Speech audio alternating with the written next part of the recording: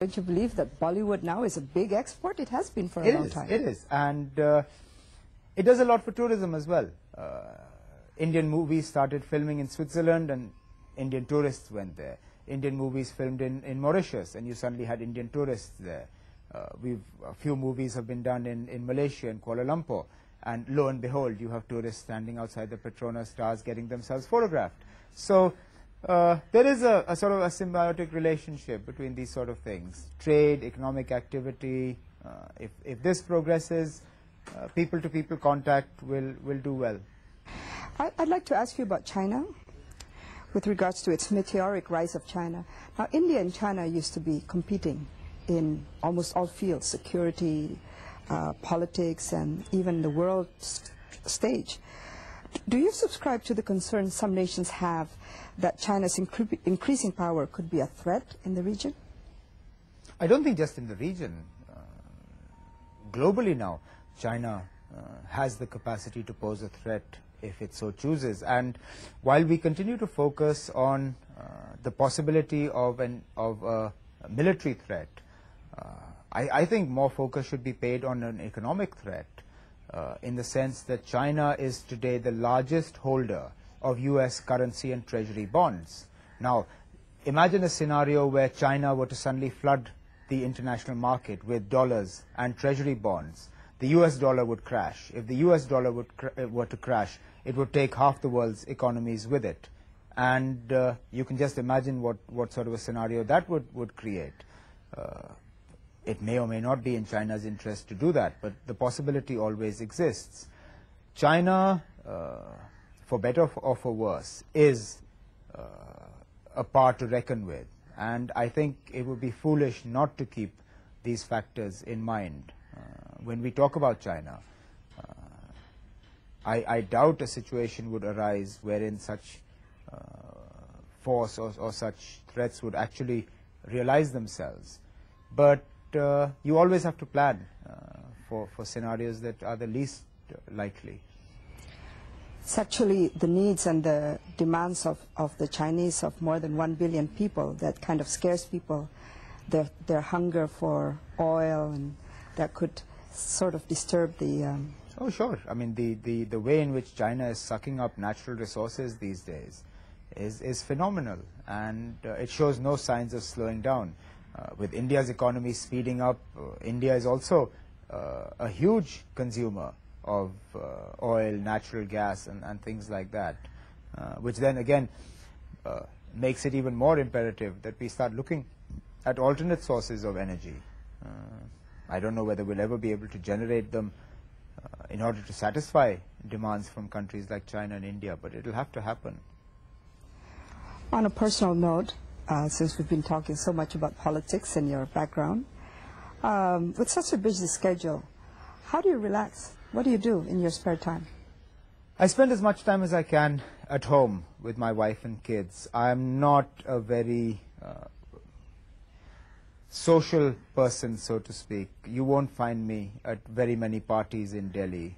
I'm much happier curled up on my sofa at home watching a movie with the kids. I read as much as I can, listen to a lot of music, go on holidays a couple of times a year. I enjoy adventure sport as much as possible. So if I get a chance to ski or scuba dive or even dirt bike riding and things like that, it keeps my head on my shoulders and makes me realize that there is a world outside of the world of politics, which it's so easy to forget, because otherwise politics is such a 24/7 profession. And more so nowadays here, because suddenly everybody has a mobile phone, and you're not expected in India to have your mobile phone switched off. So when party colleagues or workers or even voters call me on my mobile phone and it's switched off, there's hell to pay. I have to explain why I had my mobile off. So it's good to get away once in a while. What's your favorite book? It's difficult to say, really. One book that I read that I really enjoyed a few months ago is a book about Bombay called Shantaram. And I went to college in Bombay. And this book is about, it's basically fiction, but based on a real-life story of this guy who escapes from Australia and then settles into Bombay and gets sucked into the underworld, the world of crime. And this was all about the places that I used to visit as a college student. And then you suddenly see the same place in a completely different light, because lo and behold, in the table next to you, possibly a drug deal is going down, or somebody is organizing a hit on a rival gang member, and you sit back and you think, my God, I was actually in that restaurant.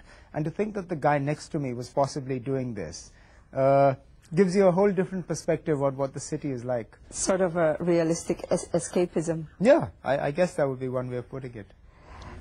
How often do you go to Kashmir? Do you go there on holidays? Or oh no, I work there. Now that Parliament's in session, I'm in Delhi about 5 days a week. Otherwise, I'm in Srinagar Monday to Friday, and I try and come back to Delhi Friday afternoon, spend Friday evening, Saturday and Sunday here, and Monday morning catch the first flight and go back to Delhi, go back to Srinagar again. So it's about 18, 19 days in Srinagar, and the rest of the days here in Delhi. You have children? I have 2 boys, yeah. And are they being directed or groomed towards? Oh, no, no. I wasn't directed and groomed either. If my mother had had her way, I would never have joined politics. My father says that he wasn't keen, but he never really stopped me. I hope I'll retire before my kids have the option of joining politics. I think it's time we give it a break. 3 generations are enough.